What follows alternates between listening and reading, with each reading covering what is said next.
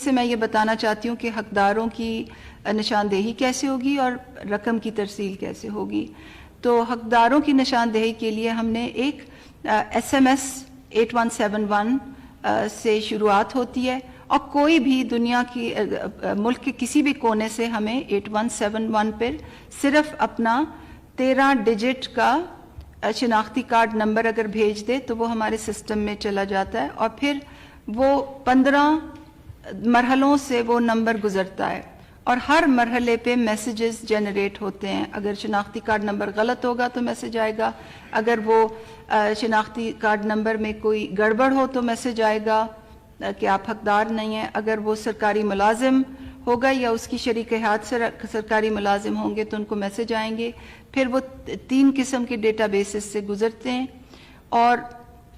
ایک خاندان میں ایک ہی فرد کو نوٹیفیکیشن آتی ہے۔ تو اگر کہ گھر کے سربراہ کو نوٹیفیکیشن آئے تو پھر اس کی شریک حیات اگر وہ ہمیں SMS کریں گی تو ان کو یہ میسیج آ جائے گا کہ آپ کے شوہر کو پیمنٹ نوٹیفیکیشن ہو گئی ہے۔ ان کے بچے کریں گے تو ان کو بھی نوٹیفیکیشن آئے گی کہ آپ کے والد کو پیمنٹ نوٹیفیکیشن ہوئی ہے۔ میں ناظرین کو آج یہ بھی بتانا چاہتی ہوں کہ اگر کسی نے اپنے کوائف نادرا کی رجسٹریشن ڈیٹا بیس پہ یہ نہیں بتایا ہوا کہ کسی گھر میں ڈیتھ ہو گئی ہے، تو ایسے بھی ہو سکتا ہے کہ گھر کا فرد کی وفات ہو گئی ہو اور اس کے بچے کو یہ نوٹیفیکیشن آئے کہ آپ کے والد صاحب کو پیمنٹ نوٹیفیکیشن گئی ہے، ایسا بھی ہو سکتا ہے۔ اور وہ اس وجہ سے ہوگا کہ اگر کسی کی ڈیتھ ہوئی ہو تو انہوں نے نادرا میں ڈیتھ سرٹیفکیٹ جمع نہ کرایا ہو، تو اس صورت میں ہم اپنی ہیلپ لائن جو ہے وہ جو بیوہ ہوتی ہے ہماری ہیلپ لائن پہ ہمیں بتاتی ہے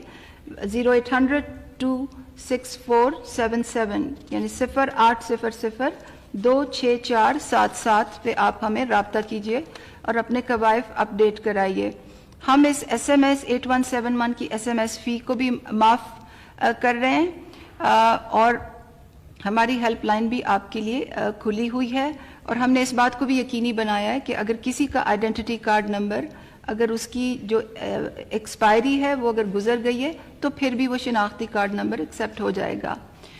جب ایک دفعہ یہ ڈیٹا بیسز میں سے نمبر گزرتا ہے اور میسج جنریٹ ہوتے ہیں تو 3 قسم کے میسج ہو جاتے ہیں۔ اگر ان سب کو میں اکٹھا کر لوں، ایک میسج ہوتا ہے انکار کا، ایک میسج ہوتا ہے کہ آپ پیمنٹ نوٹیفیکیشن کا ویٹ کریں، اور ایک میسج ہوتا ہے کہ آپ اپنی ضلع انتظامیہ سے رابطہ کریں۔ تیسرے جو کیٹیگری میں لوگ ہیں ان کے لیے آسانی پیدا کرنے کے لیے ہم نے ایک ویب پورٹل بھی کھول دیا ہے asas.nadra.gov.pk، وہ اس پہ اپنی رجسٹریشن خود کرا سکتے ہیں۔ اس مرحلے کے بعد ہم نے ایک اور بھی چیز کی ہوئی ہے کہ جو تمام ڈسٹرکٹ ایڈمنسٹریشنز ہیں، ضلعی انتظامیہ ہیں، ان کے لیے ایک ویب پورٹل ہے کہ اس ویب پورٹل پہ اپنی لسٹیں وہ اپلوڈ کرتے ہیں، اور پھر یہ تمام لسٹیں جو ہیں ان کو ہم لے کے اور آخری مرحلے سے گزارتے ہیں جو ڈیٹا اینالیٹکس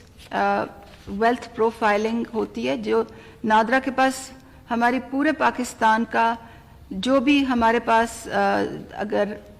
گاڑی ہے، اگر ہم ٹریول کرتے ہیں، اگر ہماری ملازمت کہ کیا سٹیٹس ہے، ہم